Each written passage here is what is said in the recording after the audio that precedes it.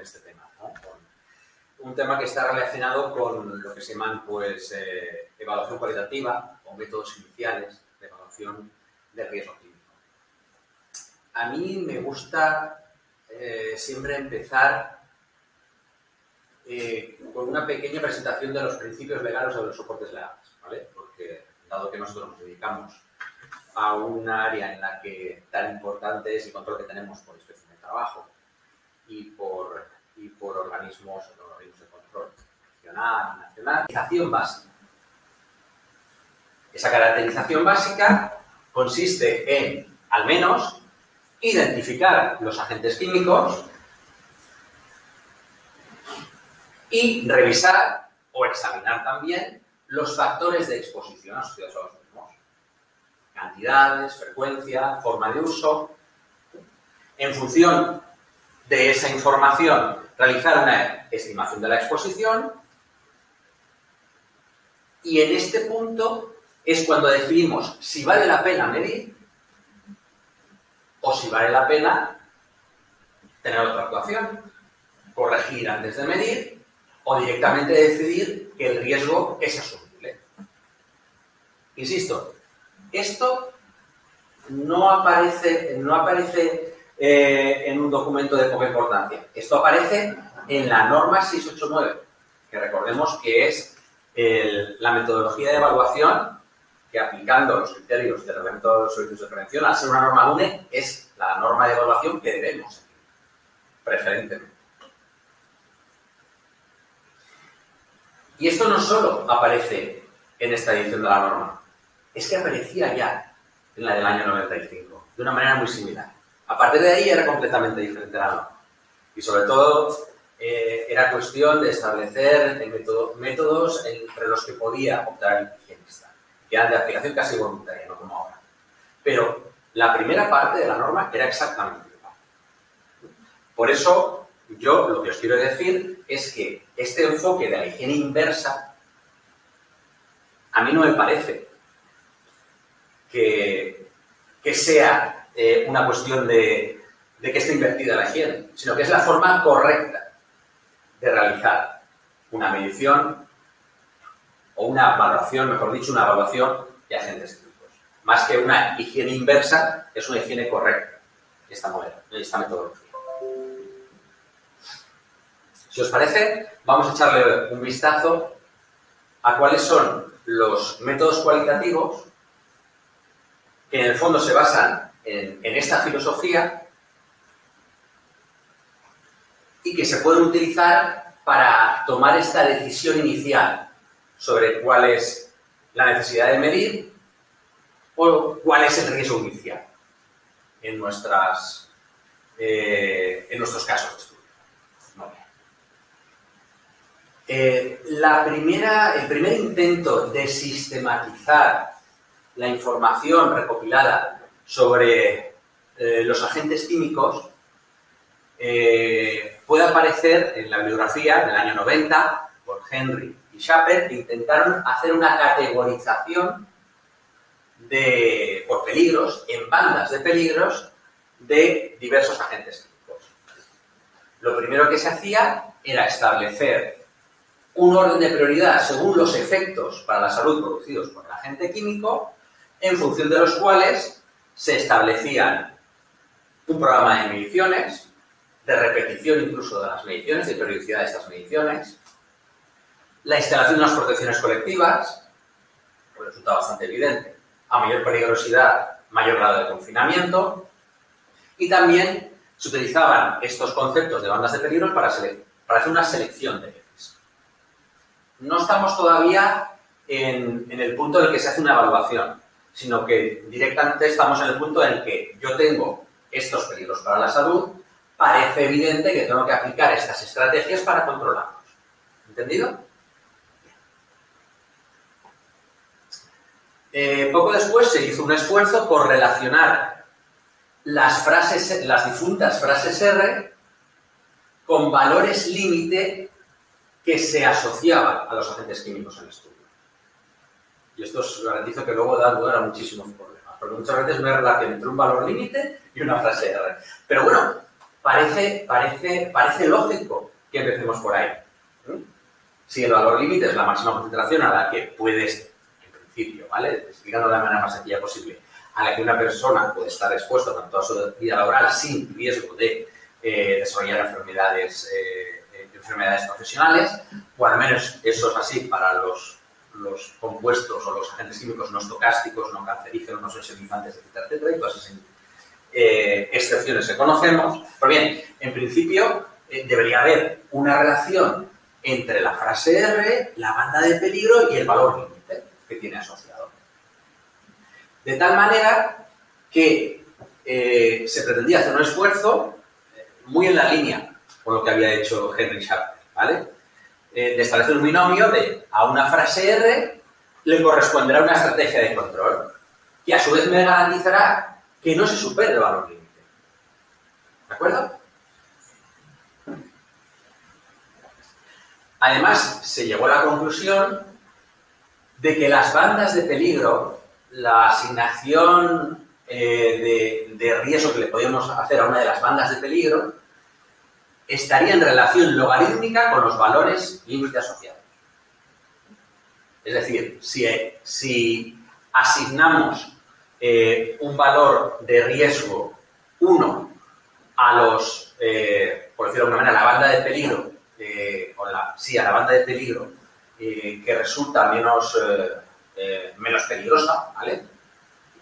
La siguiente banda de peligro le correspondería un 10. A la siguiente, un 100. A la siguiente, un 1000. Y eso además estaría en relación con las concentraciones asociadas a estos mismos valores. ¿Entendido? Muy bien. A mediados de los 90, y es probable que alguno de vosotros pues lo esté familiarizado con estos métodos, se empezaron a sofisticar, no creéis que demasiado, pero se empezaron a sofisticar todos estos principios que se estaban desarrollando sobre el control, las bandas de riesgo y el control del riesgo basado en bandas de control, lo que se llama métodos de control banda. De tal manera que para unas bandas de peligro de agentes químicos se aplicaba un algoritmo muy simple de exposición. Se establecía, aquí empieza a introducirse también, aparte de lo que es la banda de peligro, la peligrosidad asociada al propio agente químico, también factores de exposición, cantidades, frecuencias, forma de exposición a ese agente químico. Y en función de estos algoritmos se implantaban pues, diferentes protecciones colectivas sobre el peligro de la forma de exposición y se desarrollaban procedimientos administrativos. Esto ha tenido un recorrido muy largo y en la nota técnica de prevención 798 podéis ver cómo la industria farmacéutica es una de las que mayor desarrollo ha dado a estas estrategias. ¿Os acordáis de lo que os comentaba al principio de la charla? Que precisamente los principios activos de la industria farmacéutica son uno de los grandes problemas a la hora de enfrentarnos a hacer una evaluación del riesgo típica mediante medición, porque no tenemos ni valor límite ni métodos muchas veces. Bien, lógicamente la industria farmacéutica es una de las primeras en las que florecieron estas estrategias. Y luego, ya en el siglo XXI, ¿vale? Empiezan a crearse relaciones entre las frases R y las bandas de peligro y también se definen algoritmos y formas de relacionar las bandas o niveles de exposición con propiedades físico-químicas de estos mismos agentes químicos. Esto es el embrión ya del Cost Essentials. Estoy seguro que vosotros conoceréis, que es el método de evaluación cualitativa promovido por el organismo, el equivalente al Instituto Nacional de Seguridad y Salud del Trabajo en el Reino Unido, que es el Health and Safety Executive.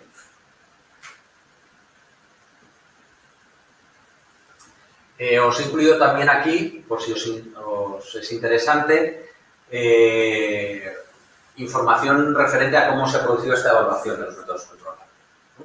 son publicaciones que son públicas, ¿vale? Se pueden acceder a ellas en Internet sin pagar absolutamente nada y que son bastante interesantes para analizarnos pues, con todo esto que hemos estado hablando. No. Control banding habíamos dicho, ¿verdad? Bien. La estructura lógica que tiene el método HSE es la típica de un método control banding. En un método control banding no se pretende hacer una evaluación del riesgo. Eso lo tenemos que tener muy claro.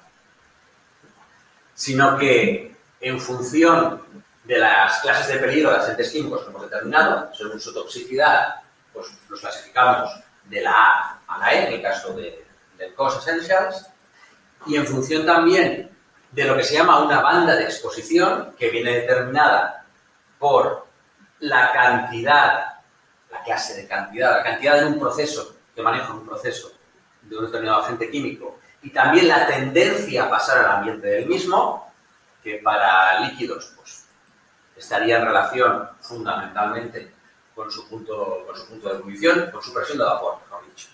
Pues bien, reuniendo estas dos bandas, tanto la de exposición como la de peligro, alcanzo una conclusión sobre cuál es el método de control que tengo que aplicar.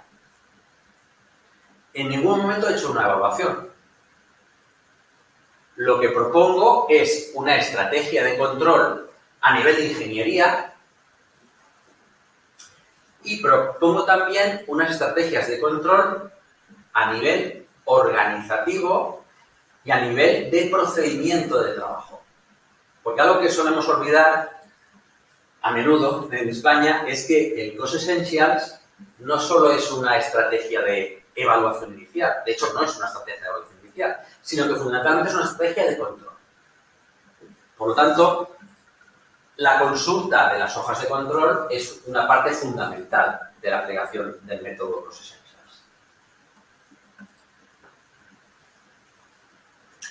Aquí tenéis descrito, extraído de la nota técnica de prevención correspondiente, cuál es el algoritmo de relación entre el grado de peligrosidad, la banda de peligro del agente químico y lo que es la banda de exposición. A mí me gusta mucho referirme a Esto es un reportable. Este es un reportable que lo que nos está indicando es precisamente lo sencillísimo que es el algoritmo de aplicación del Cost Essentials. Como podéis ver, a diferentes bandas de peligro del agente químico le corresponden unas bandas de exposición y cruzando esas bandas obtengo una solución. Esto está pensado para meterlo dentro de una cartulina, variar las bandas de peligro y las bandas de exposición y obtener en una ventanita de esa misma cartulina el riesgo asociado a las mismas. Fijaos si es sencillo el algoritmo de decisión del Cost Essentials.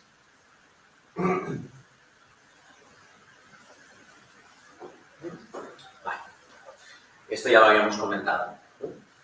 Aparte de lo que es la evaluación o la determinación de las estrategias de control adecuadas, tenemos también que aplicar pues, las aproximaciones de control o las estrategias de control específicas, que dependen tanto de la toxicidad del agente químico como de la forma en la que se presenta. No se puede actuar de la misma manera si nuestro contaminante está en forma de polvo, que si está en forma líquida. En fin, las estrategias de control lógicamente van a ser muy diferentes. Por resumir el método, por analizar el método de una manera rápida. Me baso en unas bandas de peligro, una toxicidad, unas propiedades toxicológicas de los agentes químicos en estudio y en unas bandas de exposición que vienen determinadas por las condiciones de trabajo. y en función de eso obtengo unas estrategias de control. Por lo tanto, no es un método de evaluación, es un método de control del riesgo. De hecho, inicialmente enfocado a la pyme, la aplicación del Cost Essentials, la aplicación correcta del Cost Essentials en el Reino Unido se propone como una de las estrategias de evaluación y control de los riesgos para las pequeñas y medianas empresas. Estudia solo la vía inhalatoria. Para la vía dérmica da solo unas indicaciones de peligro muy básicas, una anotación SKIN, de que puede haber un peligro a nivel dérmico. Y para productos muy peligrosos o escenarios de alta exposición, no ofrece medidas de control. ¿De acuerdo? Para el nivel 4 de aproximación a medidas de control, el nivel 4 es consultar con un experto. Muy bien.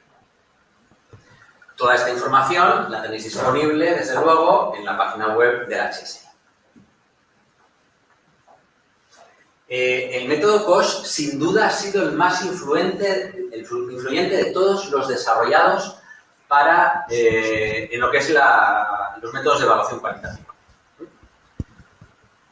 Basado en su algoritmo, tenemos el EMKG, el método para el control del uso de sustancias peligrosas en el lugar de trabajo, que es un método alemán, muy similar al COSH, pero que además tiene una interesante herramienta para la evaluación inicial del riesgo dérmico, y el método de la OIT, la International Chemical Control Toolkit, que está basado fundamentalmente en el método COSH. Muy bien. Alrededor del año, creo recordar que el año 2002, 2003, el Instituto Nacional de Investigación sobre Condiciones de Trabajo, el INRS, desarrolló una estrategia en la que se pretendía ir un paso más en la evaluación del riesgo mediante la aplicación de métodos que no requerían medición. Y esa estrategia, esa forma de actuar, la llamó aplicación de métodos semi-cuantitativos, en las que se hacía realmente una evaluación de las condiciones, teniendo en cuenta de una manera pues, más pormenorizada que con el método Cost Essentials, cuáles eran realmente las condiciones de trabajo. La principal diferencia respecto al método Cost Essentials es esa que os indico ahí. Que esta metodología permite la introducción de factores relacionados con las condiciones de trabajo.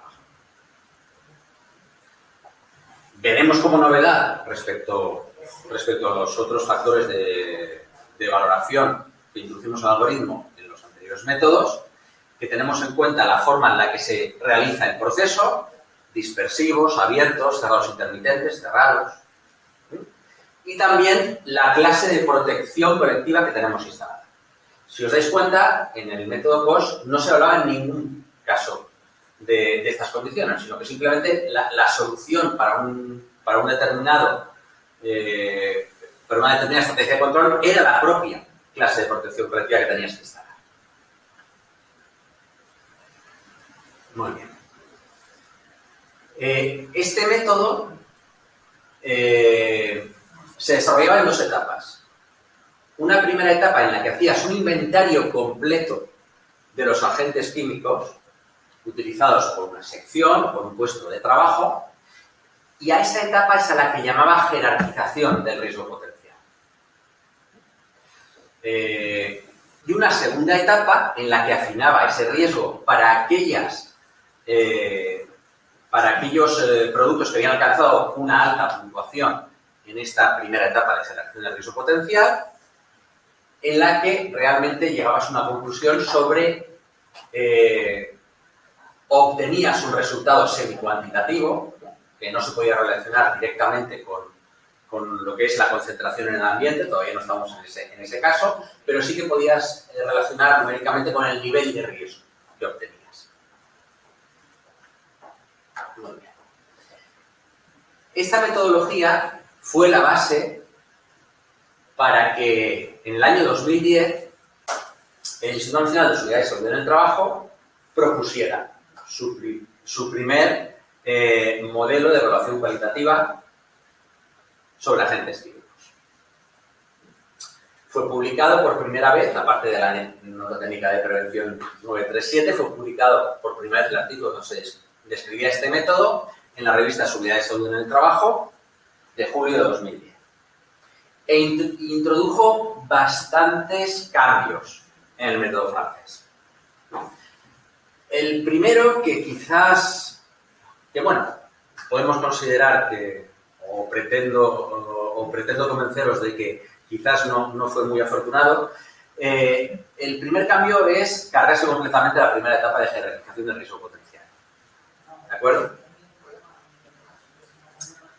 Como consecuencia de lo anterior, el factor de exposición, la forma de calcular el factor de exposición, lo que sería la banda de control de exposición, cambia completamente. Además, y esto es muy interesante, introduce un factor que incrementa el riesgo para agentes químicos con valores límite asociados o inferiores a 0,1 miligramo metro cúbico. Es un factor de corrección que nos va a ser muy interesante considerar cuando realmente no haya una relación entre las frases R que están asociadas a un determinado agente químico y el valor límite que tiene asociado ese agente químico. Muchas veces, el principal ejemplo que se me ocurre es, por ejemplo, el de los organofosforados.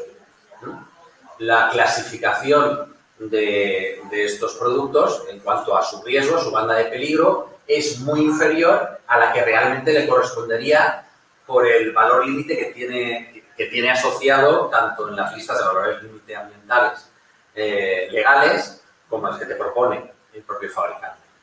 Es una forma de tratar esa incoherencia y asegurarnos de que realmente no llegamos a situaciones de infravaloración del riesgo, basándonos solo en el riesgo asociado a las bandas de peligro. Y también realiza unos cambios bastante relevantes en la asignación de la clase de peligro a las frases a frases R o advertencias H. Y son estos los cambios que introdujo. En el método francés habían 5 niveles de riesgo, 5 bandas de peligro, y los cancerígenos no estaban en la quinta. Eso era bastante sorprendente, sí. En el método español, los cancerígenos han pasado del nivel 4 al 5. También se ha aumentado el peligro intrínseco asignado a los sensibilizantes respiratorios, que han pasado del tercero al 4. En cambio, se ha disminuido el riesgo asociado a los productos que producen somnolencia o vértigo de la clase 3 a la 2. Y se han eliminado completamente de las clases 2 a 5 aquellos efectos que no son aplicables en caso de inhalación. Por ejemplo, la toxicidad por vía digestiva está si no recuerdo mal, en la banda 3, lo que realmente para determinar una estrategia de control o determinar el riesgo asociado a la inhalación no parece que tuviera mucho sentido. Todos estos cambios los tenéis disponibles en la Nota Técnica de Prevención 937 y creo que tengo un resumen que es más amable de ver aquí mismo, ¿vale? En la clase de peligro 1, o en la banda de peligro 1, tenemos todos aquellos productos que no están clasificados por sus efectos para la salud, a nivel inhalatorio, como corrosivos, irritante para la piel u ojos, tóxicos o muy tóxicos por ingestión junto con la piel y sensibilizantes para la piel. En la banda de peligro 2 tendríamos aquellos que producen somnolencia o vértigo respiratorios.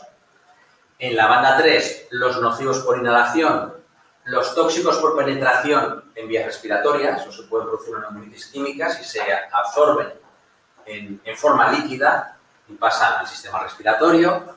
los posibles tóxicos para la reproducción, los tóxicos para los lactantes y los posibles tóxicos para órganos diana. De los que no tenemos seguridad absoluta que pueden producir un fallo en un determinado órgano diana, lo que sería una categoría 2 de tóxicos para órganos diana. En la categoría cuarta tenemos los tóxicos por inhalación, los excitantes respiratorios y los posibles mutágenos o cancerígenos. La categoría 2 de mutágenos y cancerígenos, antigua categoría 3. Y por último, en el nivel 5 tenemos los muy tóxicos, los cancerígenos y mutágenos y los tóxicos en contacto con nosotros. Además, el método INRS no solo clasificaba en bandas de peligro agentes químicos en base a sus frases R o H, ¿no?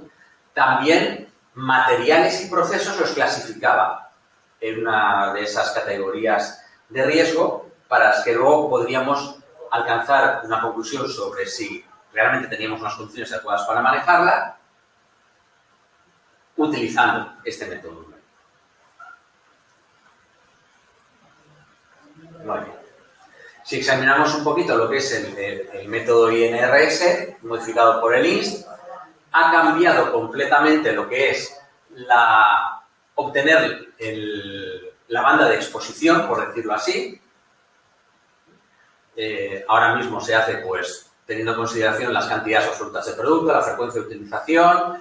En función de estos dos factores se obtiene una exposición potencial y en función del peligro un riesgo potencial, para el que se asigna un valor numérico, y luego también se asignan valores numéricos a volatilidad por virulencia, el procedimiento de trabajo que lleve yo a cabo, las protecciones preventivas que tenga instaladas y el factor corrector de Black cuya utilidad es la que habíamos dicho antes, ¿vale? Asegurarnos de que no alcanzo un nivel de riesgo demasiado bajo para cuando haya incongruencias entre los efectos reconocidos por las frases R o H de un determinado agente químico y el valor límite que tiene.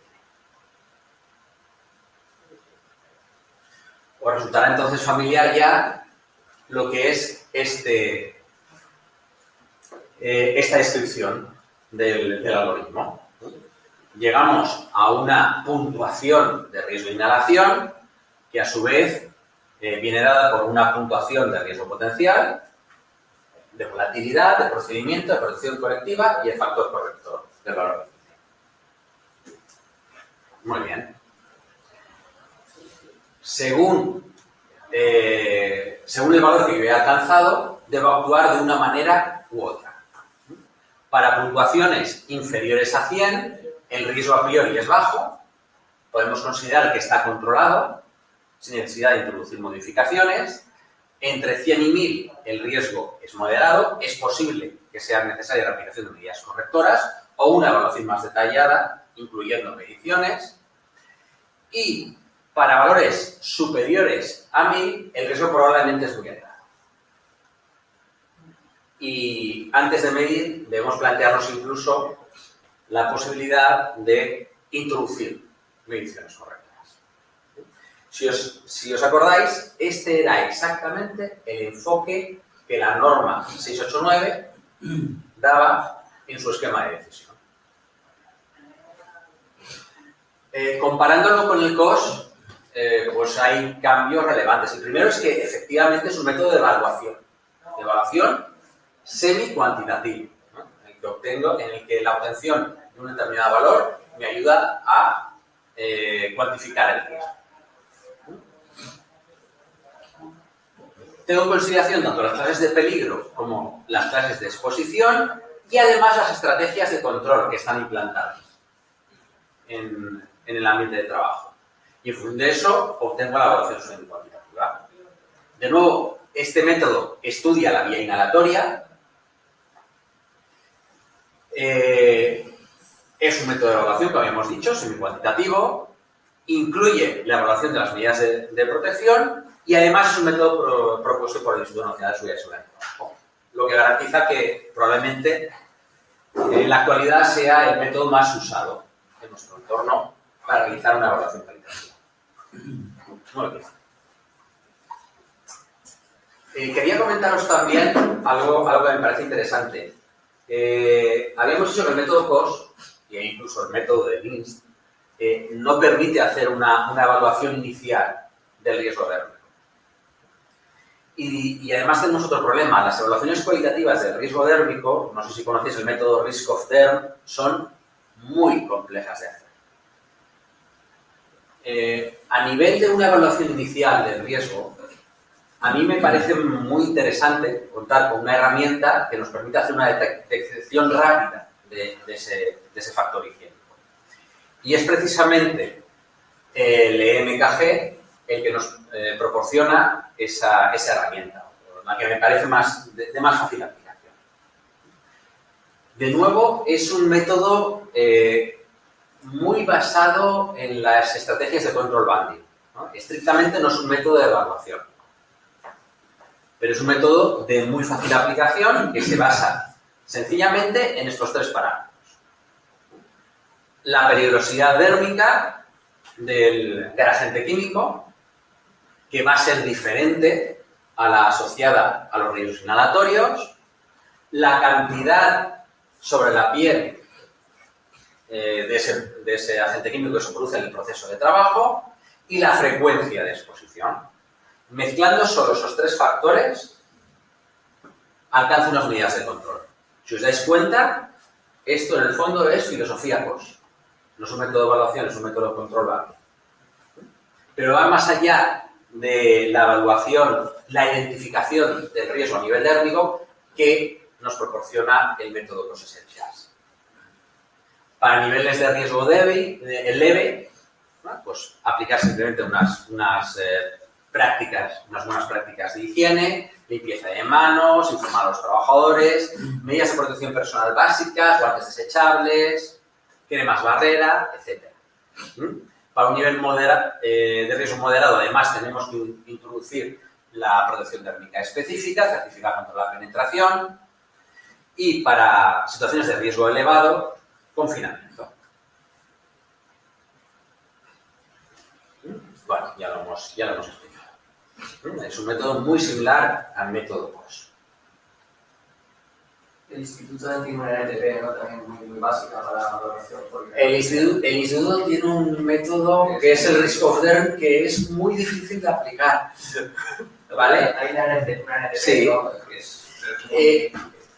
No sé si te estás refiriendo a que en la propia NTP donde se escribe el método COS te describe la notación SKIM. Sí, había, creo que conocía una sí, que de valoración de riesgo dérmico, pero que es muy básica también. Los tres tablas y valoración, o sea, muy básico. Pues sí, como ves, es fácil encontrar este tipo de estrategias. Sí. Muy bien. Ahora me gustaría que reflexionáramos sobre el tema de la jerarquización. ¿De acuerdo? El Real Decreto 374 no solo nos obliga a evaluar todas las situaciones que nos encontremos, sino que nos obliga a recoger una determinada información sobre los agentes químicos a los que estemos expuestos. En el propio artículo 3 te lo indica. Yo tengo que reunir información sobre las propiedades peligrosas y cualquier otra información necesaria para obtener los riesgos, ¿no? Fichas de seguridad, de exposición, valores límite ambientales y biológicos, cantidades utilizadas o almacenadas de los agentes químicos. Es decir, en mi evaluación, de alguna manera, yo tengo que asegurar y registrar que he tenido en cuenta este factor de cantidad utilizada o almacenada. El tipo, nivel y duración de la exposición. Esto es una obligación legal. Me va a ser muy difícil justificar que he procedido a hacer una evaluación adecuada si no he recogido al menos esa información, ¿verdad que sí?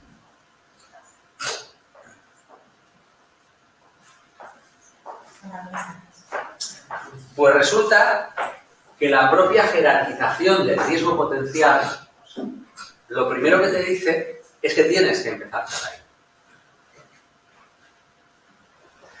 En la jerarquización del riesgo potencial tú llegas a una prioridad en cuanto al riesgo global que se deriva de un determinado agente químico, basándote en, no como antes en la evaluación a la que estamos acostumbrados, las cantidades de productos y las frecuencias de uso de para un determinado proceso o tarea, sino cantidades y frecuencias de uso globales del producto. Es decir, para llegar a lo que se llama la jerarquización del riesgo potencial, tenemos que conocer las cantidades globales manejadas y cuánto se consume en total en los puestos o procesos estudiados y también con qué frecuencia se utiliza. Muy bien. Tenéis un ejemplo de aplicación de esta estrategia en la NTP 1080. Es un ejemplo para un taller de, quiero recordar, de Bellas Artes, recuperación y tratamiento de restos arqueológicos.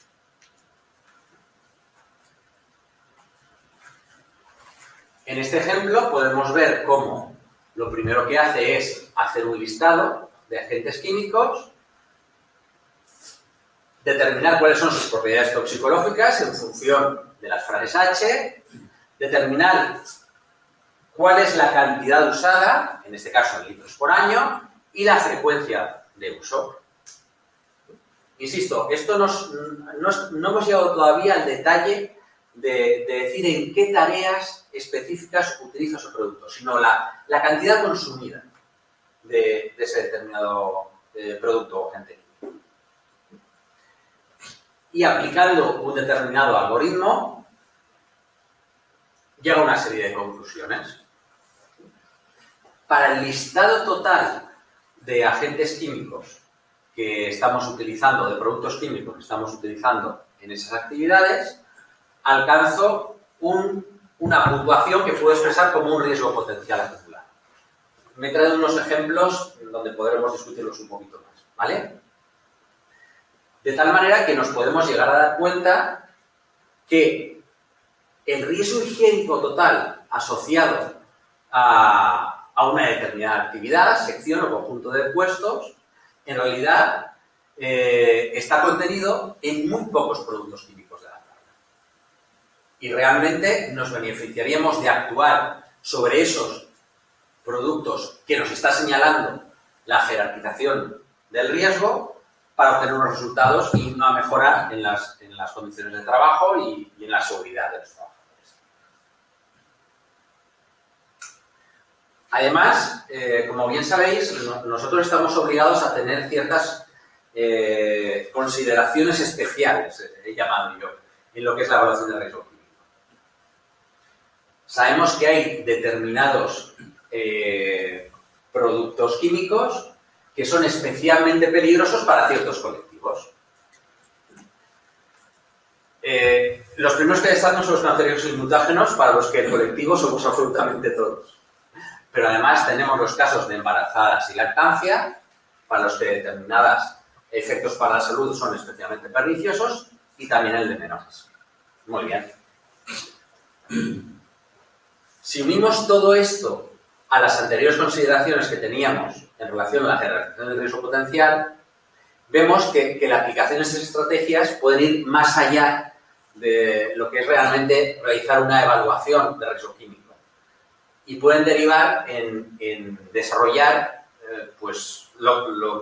a lo que estamos obligados, una adecuada estrategia de gestión del riesgo químico en nuestra empresa. Si os parece, yo creo que todo esto lo voy a ilustrar mucho mejor con un ejemplo, ¿de acuerdo?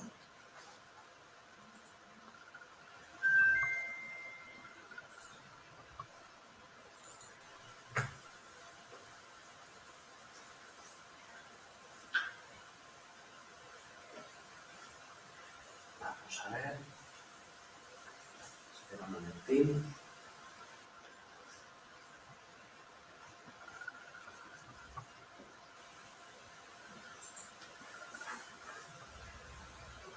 Vale, creo que así se ve mucho mejor. Muy bien.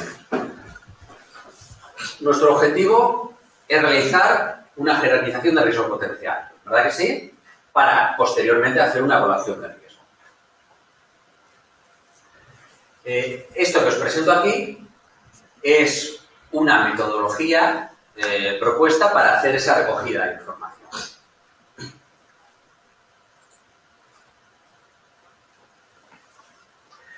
Hemos visto que resulta útil tener un identificador de los productos, aparte de lo que es su propio pues nombre comercial o nombre científico. Una columna también en la que aparezca pues, el nombre del preparado, de la mezcla, según el CLP. También es interesante reunir toda aquella información que me sea útil para identificar el producto y determinar la forma en la que se encuentra con el producto el trabajador, determinar el puesto o sección que utiliza el agente químico, la presentación, la forma en la que nos lo vamos a encontrar, pues en garrafas de 5 litros, de 25 litros, en polvo, es líquido.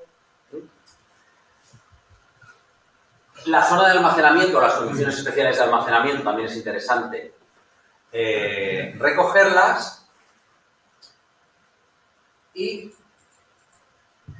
también para hacer la jerarquización tenemos que establecer la cantidad usada global y la frecuencia de uso global. A continuación tendríamos que recoger también lo que son, determinar cuáles son las bandas de peligro, y para eso tenemos que determinar todas las indicaciones H de la mezcla o producto. Y también resulta interesante recoger información relacionada con los equipos de protección individual y medidas de protección a aplicar, que podemos recoger del apartado 8 de la ficha de seguridad, y también de los componentes a controlar, de los valores límite ambientales. Determinaremos también si hay algún valor límite ambiental que sea crítico para el riesgo por inhalación, especialmente aquellos que tengan un valor inferior a 0,1 miligramo metro cúbico, si es aplicable.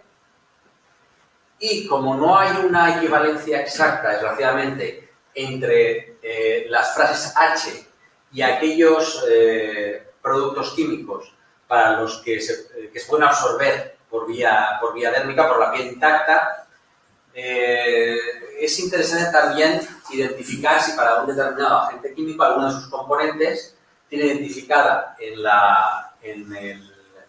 el listado de límites de exposición profesional la notación vía dérmica.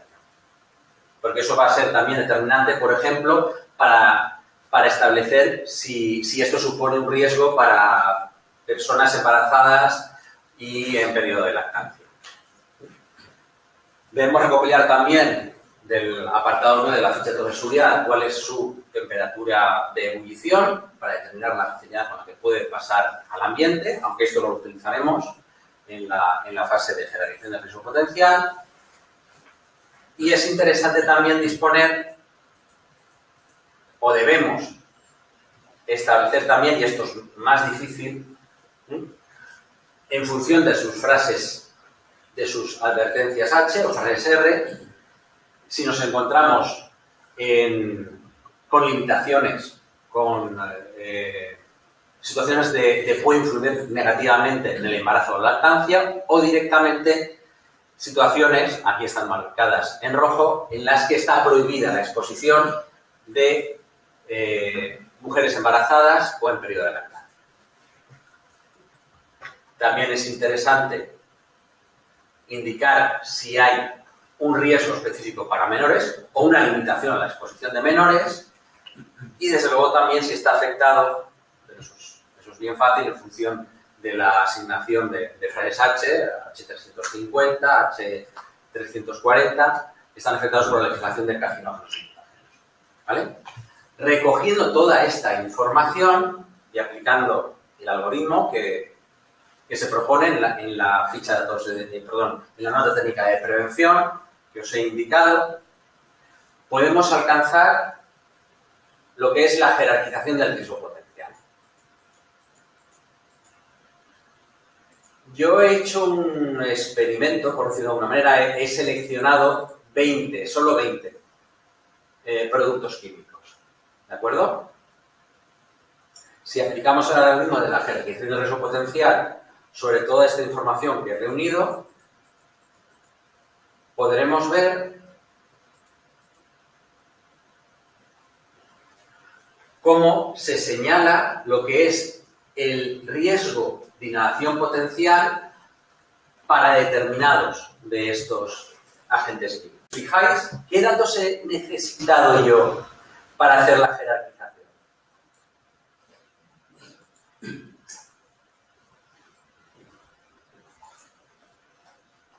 Evidentemente he tenido que identificar el producto químico, he tenido que conocer sus indicaciones de peligro, es decir, he tenido que conocer sus propiedades toxicológicas, he tenido que conocer la cantidad usada o almacenada. Nos suena esto, ¿no? También es algo que tengo que reunir, es algo que tengo que controlar según el propio Real Decreto 374. La frecuencia de uso global, y además he aprovechado para hacer una recopilación de toda la información que me puede resultar interesante. Si se absorbe o no por la piel, que sea determinante, por ejemplo, a la hora de establecer el riesgo para embarazadas. Y también cuáles son las estrategias de control en cuanto a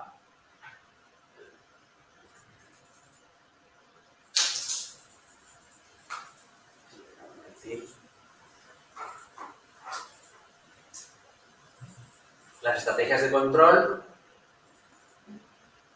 relacionadas con el uso de EPIs y también los componentes de controlar.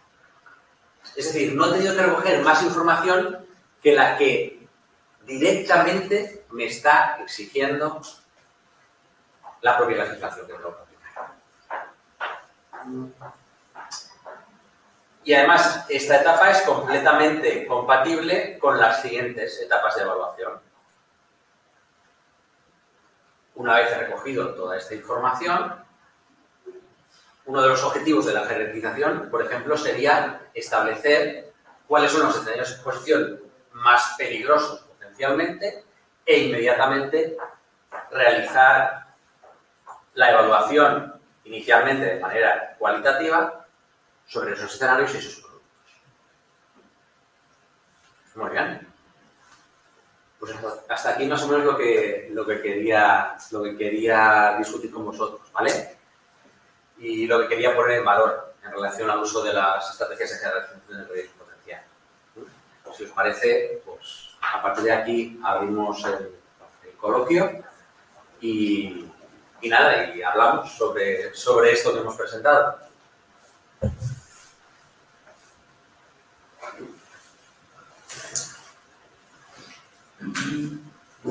No hay para nadie, para nadie. Vale, me parece muy bien. El primer disparo es el más difícil. Sí, suele doler por debajo de la cabeza. Los valientes siempre tienen que ir. Gracias por la invitación, gracias por lo que nos vas a pasar. Que también sí, es bueno tenerlo y tener reunido todos los sitios.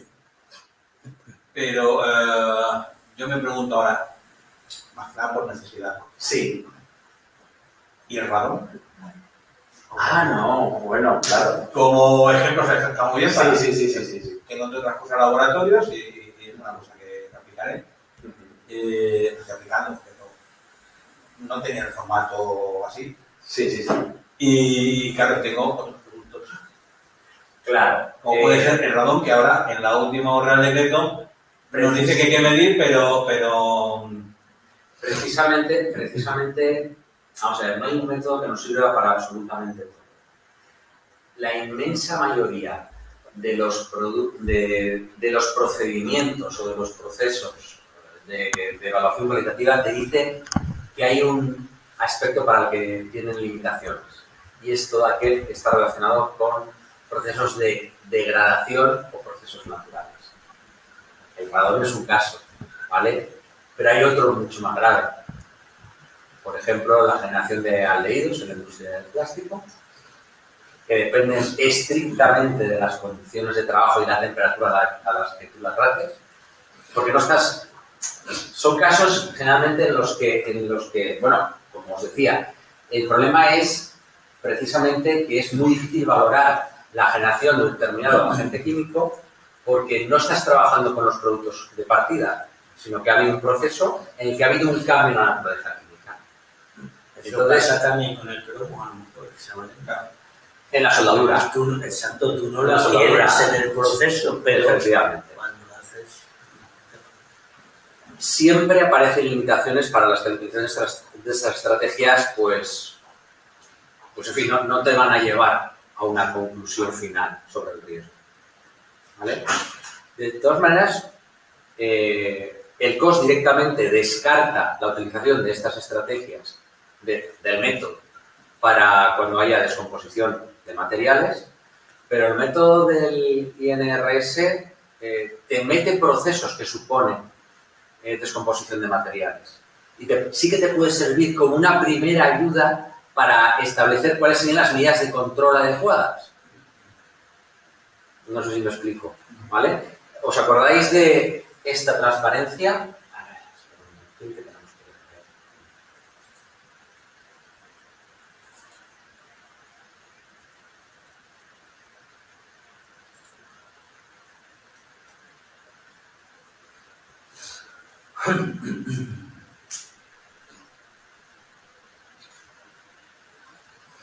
¿Os acordáis de esta transparencia, verdad? La de riesgo probablemente muy elevado. Pues el algoritmo del INRS está pensado de tal manera que para determinadas operaciones, como por ejemplo soldadura, sea imposible que tú alcances una puntuación inferior a 100 si introduces la banda de riesgo asociada a la soldadura. Pero si no estableces directamente en tu algoritmo que estás utilizando ya protección, extracción localizada, directamente te sale por encima del 1000. De tal manera que te está diciendo, ojo, no vale la pena que te pongas a medir humos de soldadura si como mínimo no hay una extracción localizada. Eso lo tenía el método francés y nosotros en cierta manera lo hemos perdido. Pero una forma de alcanzar criterios interesantes. Aunque luego te decía, sí, si para soldadura no aplicas un método de control por una extracción localizada, no vale la pena ni que midas. ¿Vale? Aplícalo. Y si lo aplicas, no te digo tampoco que está bien. Tendrás que medir. Pero ya te digo cuál es una condición de intolerable, ¿vale? De intolerable de riesgo. Sí. Una pregunta. Hace la verdad que años que no lo toco, sin ser tampoco un experto.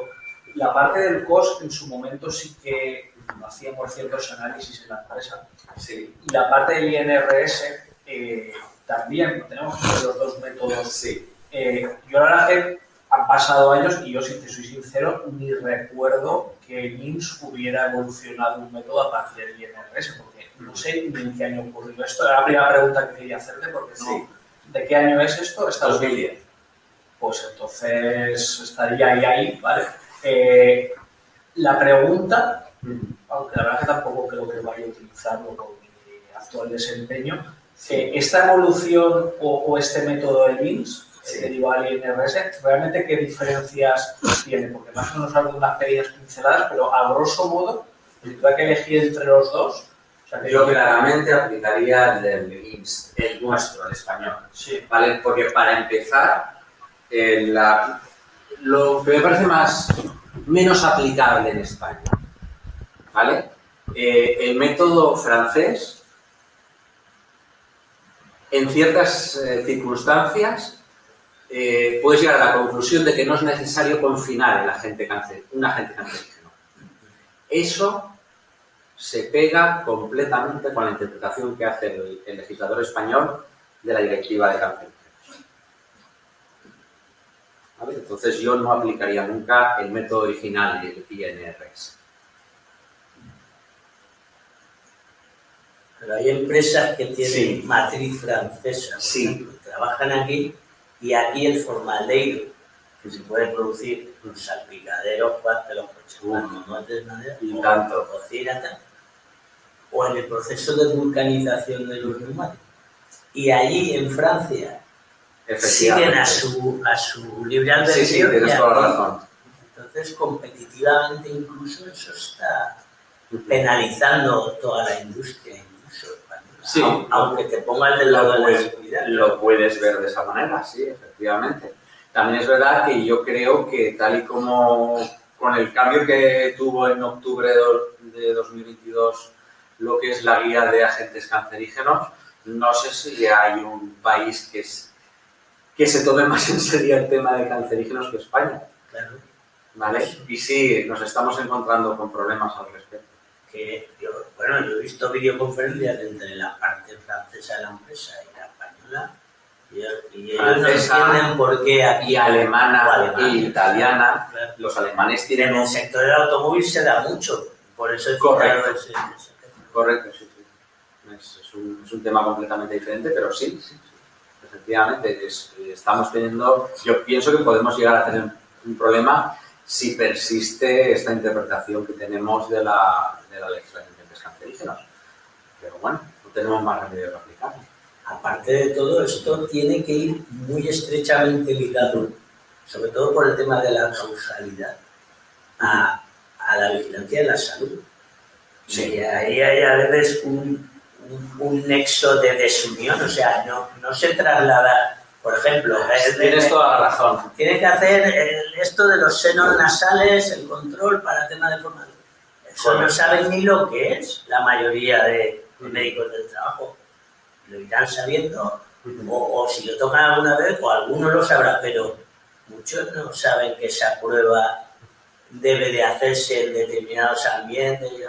Entonces, Correcto. ahí hay una pérdida del flujo de información bastante importante, porque tú puedes hacer el confinamiento y todo eso, ¿vale? Pero aún así, por los años anteriores o durante, tienes que seguir haciendo parámetros biológicos de control para ver de qué manera ha podido afectar al trabajador a nivel orgánico. Sí, estoy de acuerdo contigo. Además, al hilo de lo que comentas, toda esta información, en el fondo, se explota a partir de un determinado inventario que tenemos. Es muy interesante pasar, no es que sea muy interesante, es fundamental pasarla al departamento de vigilancia de la salud. ¿Vale? Una de las cosas en las que es posible que estemos fallando los técnicos de prevención es en los adecuados canales de comunicación entre la parte técnica y la parte médica, ¿no? Cuanto mejor desarrolladas tengamos estas estrategias, estoy convencido de que no solo haremos una mejor prevención, sino también una mejor vigilancia de la salud. Porque claro, fijaos, este apartado directamente está relacionado directamente con vigilancia de la salud y posibilidad de ocupación de determinado puesto por un personal sensible. ¿Cómo podemos llegar a esa conclusión sin tener esa información explotada adecuadamente? Eso en el origen, y después en el transcurso, si actitud sobrevenida, salida del despido, cualquier tipo de acción de pérdida de puesto de trabajo o de no apto, o de no transcurso por sensibilizantes, sobre todo. Sí.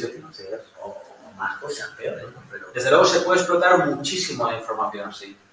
Para todo aquel que haya sufrido, pues eso, que tenga un proceso de sensibilización, si registramos adecuadamente toda esta información, porque en el fondo la jerarquización del riesgo potencial, pensad en ella como un inventario con vitaminas.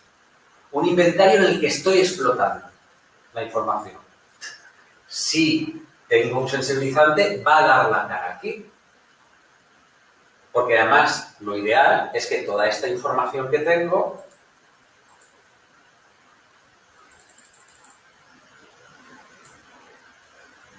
yo la obtenga mediante un método, mediante un procedimiento que me merezca seguridad por parte de la empresa.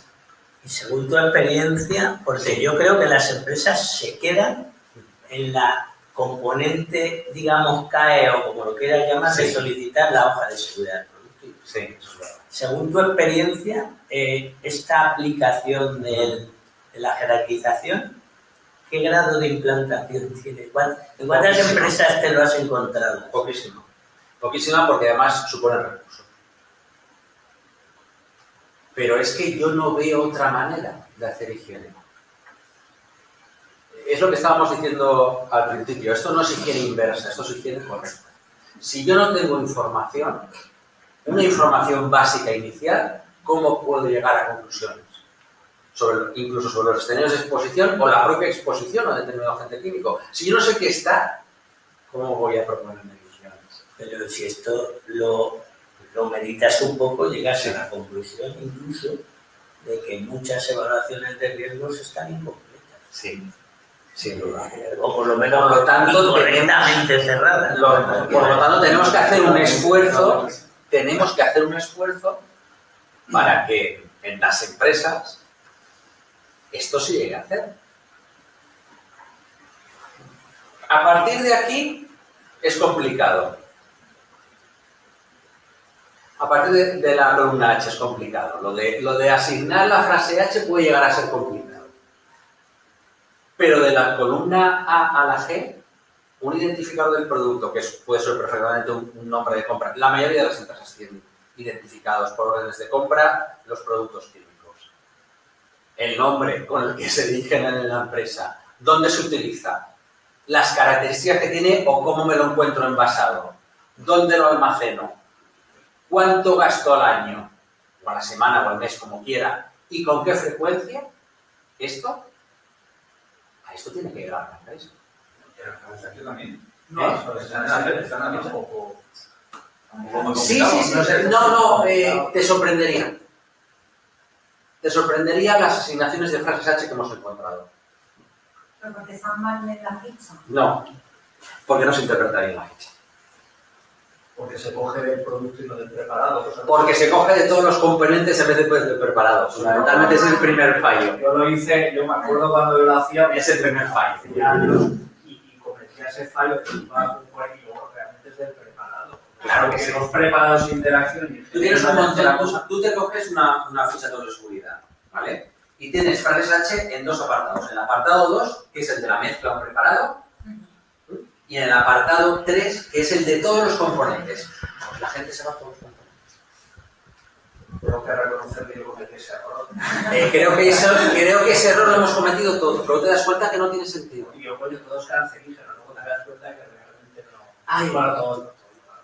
todo lo que contenga un cancerígeno es cancerígeno, es la única excepción. Más del 0,1%. Más del 0,1% es cancerígeno. Ahí no tiene ninguna duda. Lo que sí que cambia es, por ejemplo, pues yo qué sé, algo que sea la sosa. La sosa al 34% es corrosiva, al 10% es irritante y al 1% es nada. Eso tiene agua. Efectivamente. Así es fácil, por poner el caso más O fácil. te lavas los dientes, si quieres. Es que eso cambia mucho, ¿eh? Y Pero eso luego cambia tienes mucho. inspección del envasado, o sea, visita del envasado y te dice, es que este producto de que lleva sosa es corrosivo. Digo, oiga, No, este producto al no uso, porque hay dos fichas de datos de seguridad, una es el producto puro y Sí, otra vez se lo puedes pedir al fabricante al uso, que muchas veces sí. en hoteles, en sitios así, lo utilizan diluido con los diseñadores estos que tienen ya las paneles de pisos. Digo, es que al uso ya no es corrosivo, ya no tienen por qué tener los mismos EPIs que cuando viene el producto puro. Porque Correcto. está al uso yo. Solo tiene que utilizar esos EPIs para hacer la dilución. Una vez hecha la dilución, probablemente la mezcla ni siquiera es Muchas veces peligrosa. el fallo es que a lo mejor la empresa se queda solamente con la ficha que viene del producto puro. No, tú pídele la ficha de cómo lo utilizan tus trabajadores. A ese respecto, si repasáis la NTP 937, te dice que para cuando manejes productos en diluciones, tengas en consideración el efecto de la dilución. Lo que pasa es que eso es más complicado de hacer porque hay que acudir a un paso previo. Pero también tienes calculadores. En la propia página web del Instituto Nacional de Seguridad del Trabajo tienes un calculador que te dice en función de determinado agente químico, le pones la pureza de una mezcla de agentes químicos de una determinada mezcla y te hace el recálculo de las frases H con esa concentración de no recuerdo ahora mismo cómo se llama, Risk Talks, ¿puede ser que se llamara? Creo que se llama el Risk Talks.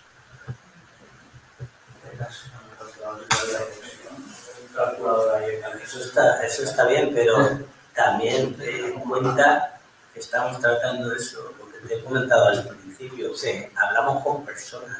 O sea, eso llega al final a una persona y esa persona hay alguno o alguna que tiene una mayor sensibilidad a determinados productos. Y entonces, en las mismas condiciones, una te va a causar un tipo de reacción y otra ni se va a enterar. Entonces, y además, eso pasa mucho, por ejemplo, con la sensibilidad a los perfumes. Hay un problema enorme en Europa, hay incluso una página, hay un apartado en la página web de la Comisión Europea que te habla sobre los efectos sensibilizantes a nivel térmico, sobre todo, de perfumes que se encuentran en champús, en jabones, y que son de uso común, ¿vale? Y efectivamente eso depende absolutamente de la sensibilidad, de la susceptibilidad personal individual. Claro, por eso tiene que ir muy de la mano con los parámetros correctos. ¿Te acuerdas el caso aquel que tuvimos con el ácido sulfúrico? Que me comentaste, ¿no? Es que a veces la alimentación influye también. Ah, sí, claro.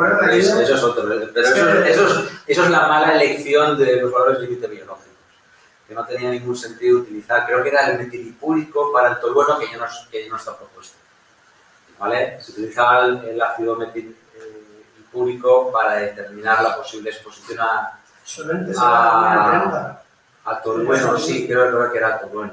Y resulta que hay determinadas dietas. Si tomas mucho té verde, si tomas determinados frutos rojos, que son ricos ya en ácido hipúrico y metilipúrico. Entonces, claro, te falsificaba completamente la valoración del riesgo, utilizabas ese valor biológico.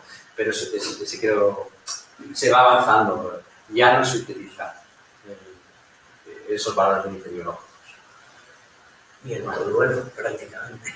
Porque las tintorerías, no, creo que ya... El tolueno todavía te lo encuentras más de lo que desearías para ser un tóxico de antes ya una tintorería era casi un bidón ahí abierto para temas de limpieza en serio. No sé si conocéis la próxima modificación. Sabéis que estos últimos años han habido modificaciones, 4 modificaciones en la directiva de cancerígenos. Sabéis cuál va a ser la quinta, ¿no? Que está a punto de caer. Se van a incluir ciertos medicamentos como cancerígenos y se va a reconocer la actividad cancerígena de ciertos citostáticos y se va a empezar a utilizar la gestión del riesgo asociada a cancerígenos a tóxicos para la reproducción, reconociéndose lo que son concentraciones umbral. Pero eso quizás da para otra sesión completa sobre el tema, ¿no? Pero esa es una próxima modificación que por ejemplo, va a terminar ya completamente con el tolueno, creo yo, porque tendrás que demostrar de una manera tan... Tendrás que hacer todas las mediciones de tolueno para garantizar que efectivamente estás por debajo del límite, que lo vamos a ir arrinconando. Creo yo, o espero que eso sea lo que pasa. ¿Algo más que queráis que comentemos sobre esto? Porque creo que estamos derivando ya a otras cuestiones completamente. Nada, yo ahora pues te hago una pequeña despedida. Bueno. Nada, darte las gracias porque creo gracias que a vosotros. El tema da para mucho. Sí. Espero que nos manden la información que sí. hemos comprometido. Sin problemas. Nosotros la distribuiremos y tal. Y bueno, y comentaros a todos, aparte de gracias por estar aquí, por vuestro tiempo sobre todo y demás, deciros, bueno, creo que lo hemos comentado, al menos en la divulgación que hemos hecho previa de la jornada, deciros que este acto de hoy, esta formación, la hemos querido enmarcar dentro de lo que sería el Día Mundial de la Seguridad del Trabajo, que es el día 28, como todos sabréis o sabéis seguro, y como cae viernes, que es un día que además un viernes de un fin de semana largo y este viernes, pues lo hemos adelantado, pero que la idea que tenemos desde el colegio es, con el tiempo y desde la Junta de Gobierno, tratar de apadrinar ese día de manera que todos los años consigamos hacer un acto, aunque no sea en el día concreto, pero según como caiga, pero sí que a lo largo de la semana. El año pasado lo hicimos, si no recuerdo mal, con Antonio Moreno, de la Inspección de Trabajo. Este año nos acompaña Nacho, y el año anterior creo que hicimos una presentación del libro de los accidentes de Joan Michel. Y bueno, esa es la idea, ¿no? Poco a poco pues intentamos que, de hecho, ya hemos conseguido que haya gente que, aunque no esté aquí, haya preguntado, ¿este año qué hacéis para el tema de la...? Luego no vienen. Sí. Preguntar. Entonces, por lo menos ya van asociando el hecho de que hacemos algo, ¿vale? Entonces, nada, simplemente deciros que el motivo fundamental de estar aquí hoy también es por eso, por reivindicar este día, tratar de, como digo, apadrinarlo con el tiempo conforme vayamos consiguiendo asentar ese tipo de celebración. Y creo que es algo que la profesión debe de apadrinar y que debe de defender. Y nada, y hemos contado hoy con la presencia de Nacho, que además de su experiencia en formación, es que tiene una dilatada experiencia práctica en la empresa, y entonces pues creo que nos ha podido trasladar una buena parte de ella. Y esa era la idea. Muchas gracias a todos. Si alguien, creo que tú no has firmado ahí, ahora cuando puedas, para poderte enviar también, creo que tenemos tus datos, pero para enviar una información y demás, y no un certificado de asistencia, pero sí un documento diciendo que habéis estado aquí y demás. Os lo haremos llegar también por correo, supongo que igual mañana a lo largo de la semana. Y nada, gracias a todos por venir.